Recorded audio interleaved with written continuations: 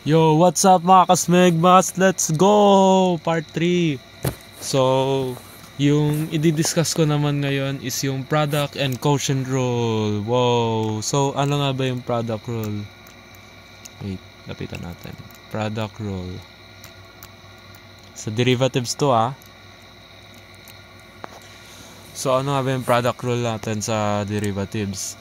Ay yung d of dx of f of x times g of x is equals to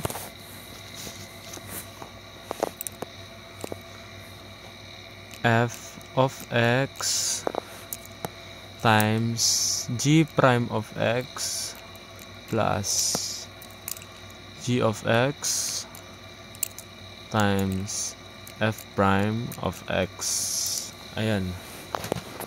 Ito yung formula natin dyan. Tapos sunod naman yung quotient rule. Yo!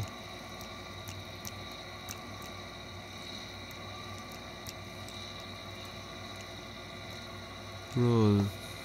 Ayan. So, ano nga ba yung quotient rule? Kunyari, given natin dito is d, ay ito pala yung formula. F of x all over g of x. Take note natin ito para madali. Kunyari, etong g of x natin is sabihin na lang nating low, tas etong f of x is high. E di, yung nasa taas natin, low, high, minus, high, low. Tapos, etong mga nasa pangalawa, ipa-prime lang natin. Lang natin. Ayun yung derivative sila. All over, low, squared. So, natin? Di magiging siya. Tama ba? Tama. Di magiging low, high, high, low, di ba? Low, high, high, low. Ayun yung palatandaan ko para sa akin. G of x times f prime of x minus low, high, high, low. High, tas low prime, which is g prime of x. All over g of x quantity squared. Ayan. Ito na yung formula natin para sa quotient rule. Tapos ito sa product rule. Tapos gawa naman tayo ng example. So let's just say na ito y is equals to 5x minus 9x cube. Ang pangit ko magsulat, ulitin ko lang. 5x minus 9x cube quantity times 8 minus x squared. Ayan. Una, identify muna natin yung f of x. Yung f of x natin is 5x minus 9x cube. Ito yung f of x natin, ito yung g of x. Tapos, f prime of x natin is derive lang natin to. Di magiging siya. 5 minus 3 times 9, 27 x squared. Tapos yung g of x naman natin is yung given? 8 minus x squared. 8 minus x squared. Tapos yung g prime of x naman natin is 2x lang, since ito, constant rule, mawawala siya, equals to 0 lang. Tapos negative 2x pala. Since ito, negative siya. Tapos, derive mo yung x squared, maging 2x lang. Tapos, ayun. Tapos, sunod naman natin gagawin yung formula. dito natin. Y prime is equals to yung ano natin, formula dyan is yung f of x times g prime of x plus g of x times f prime of x. Yung f of x natin is yung ano, eto, 5x minus 9x. 5x minus 9x cube. Times natin siya sa g prime of x, which is negative 2x. Plus g of x, 8 minus 2x siya, ay 8 minus x squared. Times f prime of x, which is 5 minus 27x squared. 5 minus 27x squared. Ayan. I-ano na natin, expand. Y prime. Y prime is equals to dito 5x times negative 2x is negative 10x squared. Tas eto 9x cube, negative 9x cube times negative 2x is positive 18x raised to 4. Tas dito plus eto, dito naman 8 times 5, 40. 8 times 27, 8 times 27, 27 times 8 is lang nawala, 63. 63 minus 7,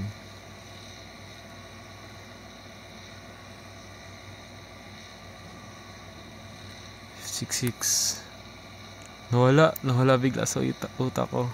8 times 6, 8 times 2, 16. 16 plus 5, 1, 2. Edi 216 minus 216 x squared. Tapos sunod naman natin is ito. FOIL method lang. X squared times negative x squared times 5 is negative 5x squared. Tapos i-ano lang natin, times natin dito sa negative 27x squared, edi magiging positive 27x raised to 4. Tapos ayan, eto na yung ano natin. Combine natin yung mga terms. Y prime is equals to, ano yung magkakaparehas muna? May raised to 4 tayo. May 18x raised to 4 tapos plus 27x raised to 4. Then ano sunod? Yung squared minus 10x squared minus 216x squared minus 5x squared plus 40.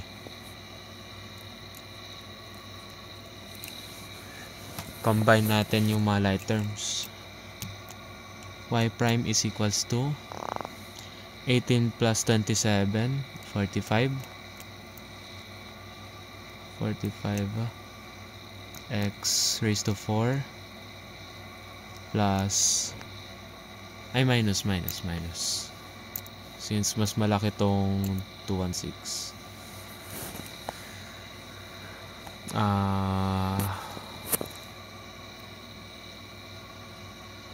16 plus 5, 21 plus 10, edi 231x squared plus to 40. Ito na sa ano natin, sa product rule. Sunod naman, apply natin yung quotient rule. Dito na tayo. Quotient rule. Paano ba?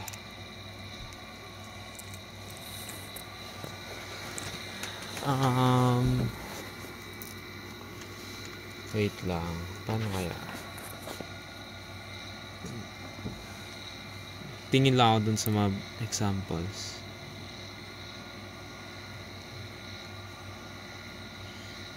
Sa mga binigay ni sir na examples sa GC.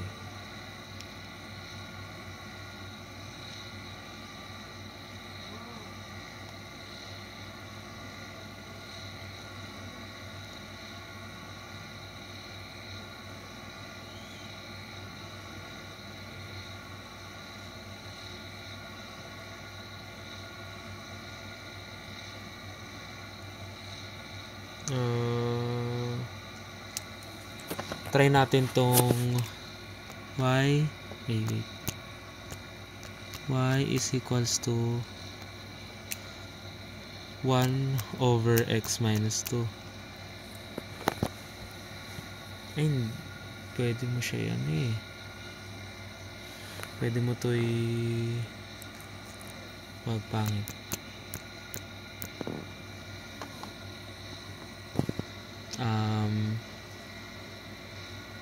Sorry guys for the inconvenience.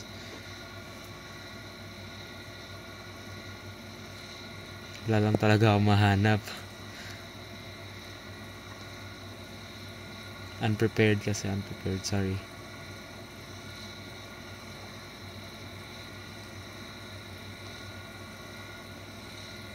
Magawa na nga lang ako. Try natin x squared minus 4x. Tapos dito sa baba is 3x cubed minus 2x. Ayan. 2x squared na lang natin.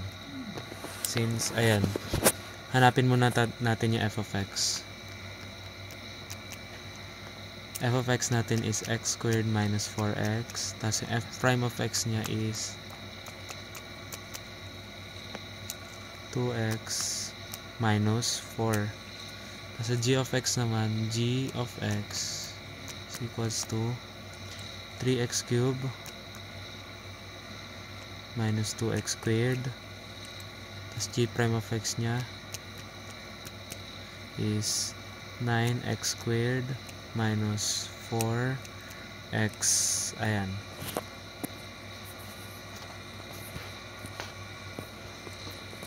Tapos yung formula niyang which is high, low, low, high. Ay, low, high, high, low pala. Low, high, high, low.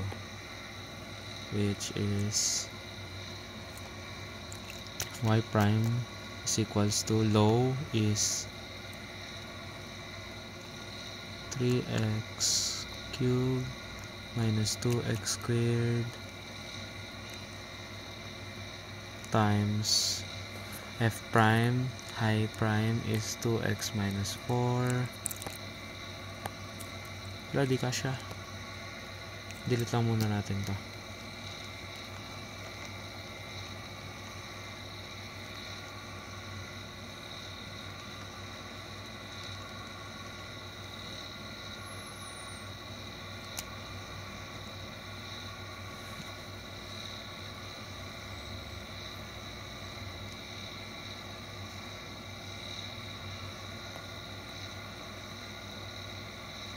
Dito natin sagutan.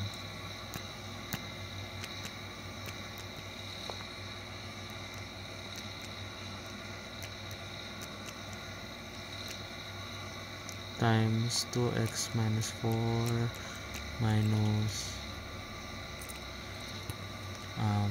low, high, high, low, x squared minus 4x times g prime is 9x squared minus 4x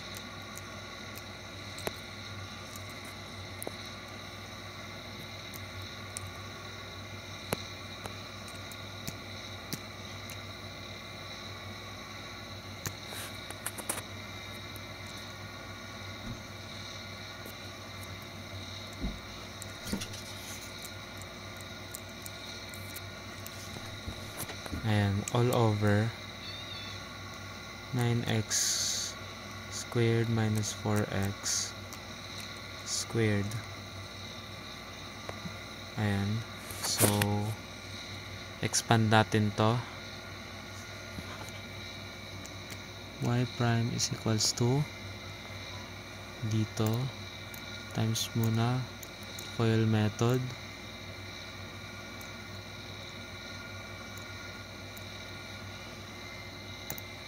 Three x cubed times 2x is 6x raised to 4 minus 12x raised to 12x cube minus 4x cube plus 2x hindi 8x squared minus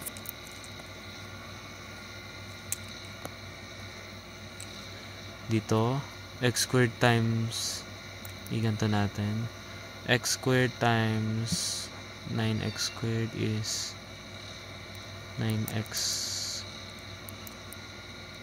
raised to 4 minus 4x raised to 4x cube minus 36 x raised to cube minus plus 16x squared.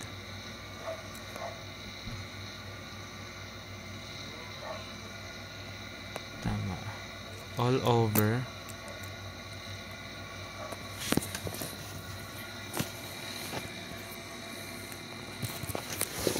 tumabingin na naman. 9 dito. Wait lang. Paano ulit kapag ganito? I-file method ko na lang.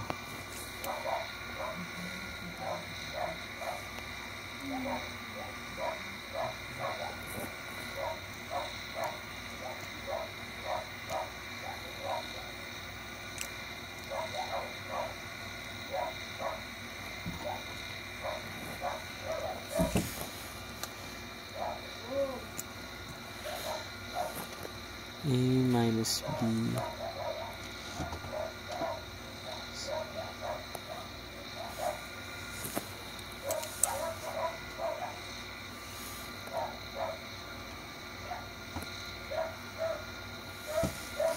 minus 2AB. Ano yung 2AB natin? 2AB is AB is negative 36 hindi 936x maging 72x cube plus 4x squared is 16x squared. Ayan. Tapos combine lang muna natin yung mga like terms sa taas.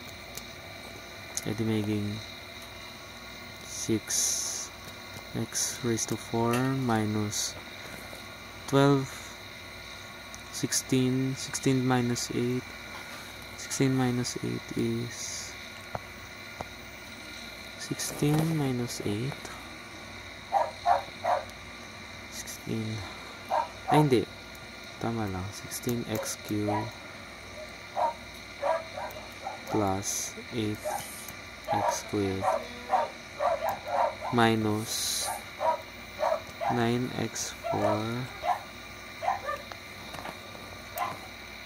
ay pwede pala natin tayo simplify na dito sa loob nila. Hindi magiging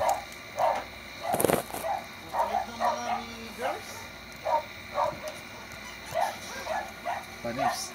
masarado ako Egypt. Re-record ako. Baho mo dyan. Umay. Rinig ka talaga dito, Kupal. Bakit hindi pwede tanggalin yung ano? Di ko ito i-edit. plus Lagyan mo background music. 16x squared. Di na. Maririndi si sir dito. 20 minutes papanorin niya kaya to? Sino prof niya dyan? Sir Richard. Sir Alvin. Ayun, since combine na 16x cube plus 8x squared. Tama ba? Tama lang.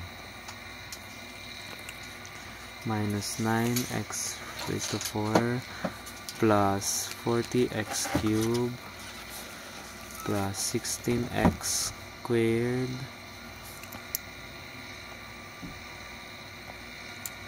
all over 81x raised to 4 minus 72x cube plus 16x squared.